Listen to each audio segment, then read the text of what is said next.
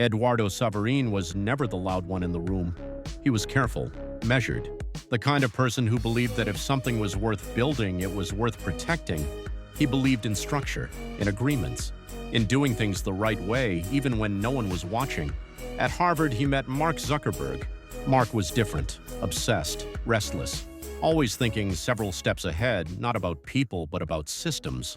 While others talked, Mark coded. While others planned, Mark built.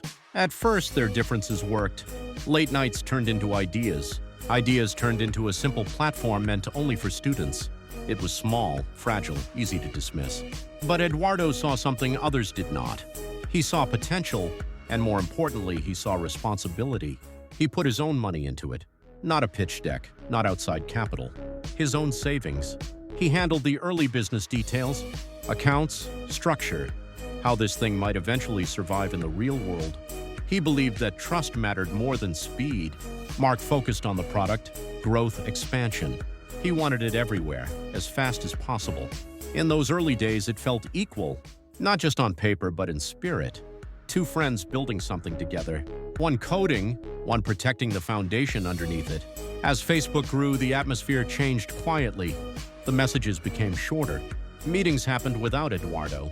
Decisions were explained after they were already made. New names entered the room. Advisors, operators, people who spoke the language of scale, not loyalty. Eduardo noticed the shift but did not panic. He assumed friendship would outweigh ambition. He assumed communication would catch up. He assumed the partnership meant what it always had. Mark saw it differently. To him, momentum mattered more than process. Speed mattered more than permission. The platform was growing faster than anyone imagined, and he believed hesitation was a threat. Control became important. Alignment became optional.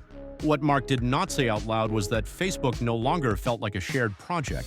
It felt like something that needed a single direction, his direction. The moment came without drama. Eduardo discovered that his ownership had been diluted, not reduced through conversation, not renegotiated. Quietly, legally, intentionally, there was no shouting, no explosion, just silence. Shock did not arrive all at once. It came slowly, piece by piece. The realization that this was not a misunderstanding, that this had been planned, that someone he trusted had moved forward without him. The money mattered less than the meaning. This was not just a business decision. It was a statement about relevance, about who mattered now, about who no longer did. Eduardo looked back at the early days, the nights spent planning, the risk he took before anyone else believed, the assumption that loyalty had weighed in moments of pressure. He asked himself whether ambition always rewrites relationships, or whether this was simply a choice someone made when power shifted. Mark continued forward. Facebook exploded in size. Influence, cultural impact. From his perspective, the outcome justified the path. The platform won. Eduardo stepped away. Not loudly, not bitterly. He chose dignity over control. He chose to walk forward rather than fight for something that no longer included him. Time passed. Facebook became one of the most powerful companies in the world.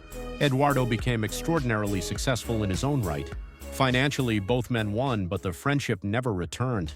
There was no reunion, no reconciliation, no quiet understanding behind closed doors. Just two people who once built something together, now separated by choices made when everything was on the line. The story is not about who was right.